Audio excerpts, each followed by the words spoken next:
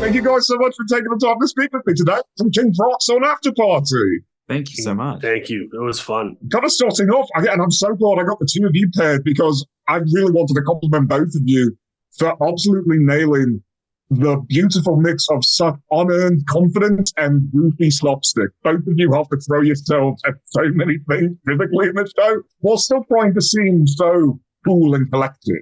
What is it like to kind of find that balance as performance? So, I can't lose my personal view of my power and authority in this.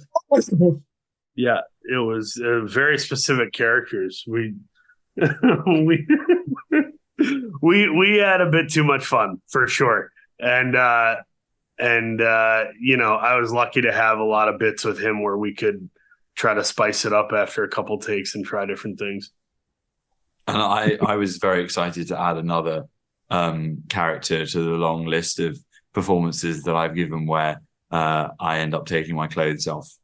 I would one day love to find a job where I get to keep my kit on, but thus far no one has offered me one. It's honestly beginning to get to a point where it looks like there's a clause that I insist on in my contract, which is a pro nudity clause. To be fair, though, you only did bareback for Clifford, right? Yes. Yeah. And they cut it. They ended up cutting that scene where me and Clifford went to the car wash together. That's why you got to buy the DVD. Yeah. That's what there's got a little sticker on the front of the DVD case, if you want it. Joke, I did really want to also talk a little bit about just Sebastian has so much going on in terms of the reveals on top of reveals on top of reveals, but also just kind of the motivations that go behind the character shifts and changes. What would you say surprised you the most about Sebastian over the course of production? Yeah, well, I mean, I think it was great to have that added layer to the character and knowing that from the outset that he was a bit of a fraud, underpinned everything in all of the prior episodes to mine. And it meant it was a really kind of rich character to get your teeth into, knowing that you had this big pivot halfway through the series. And so, yeah, I guess it was just a process of working backwards from that and working out how many clues you wanted to give the audience in those early episodes. But it also meant when it came to filming my episode that, it was you got the opportunity to show a completely different side to the character. And that's, I think, testament to the quality of the writing as well. Like that part in lesser hands could have been quite one note, but I think Chris and the writing team did such a great job of constantly surprising the audience with him. I was surprised at how textured it was. There was just so much there. And if I was writing a murder mystery, it would be far less clever and intelligent. Be a little more straightforward, I think. Just a little bit more of he did it. The guy's got a knife. Oh, shit. It'd be 5 minutes. It's a TikTok. Mm-hmm. And then, Paul, I did really also want to compliment you too on just speaking to these characters. I think in Lesser Hans, both in the performance and in the scripting, could have come across with Lesser.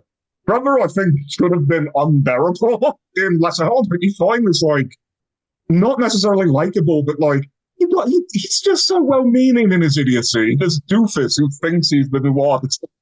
Yeah, that's a cool compliment. Thanks, man.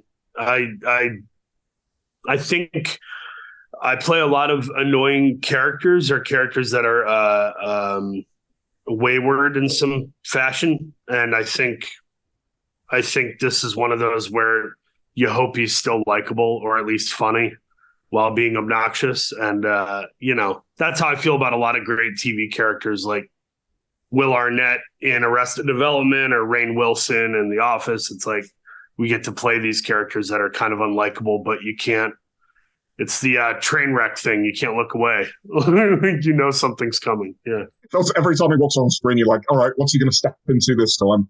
But honestly, I think you did nail it from that. That is a good comparison. I think you nailed it, honestly. That is also all of the time I've got. Jack, Paul, thank you so much for taking the time. Honestly, congrats on the show. Have a good rest of your days. A good rest of however many more of these are going to get through. I really hope I get to talk to both of you again soon. Thank you. Thanks, man. Thanks for watching the show.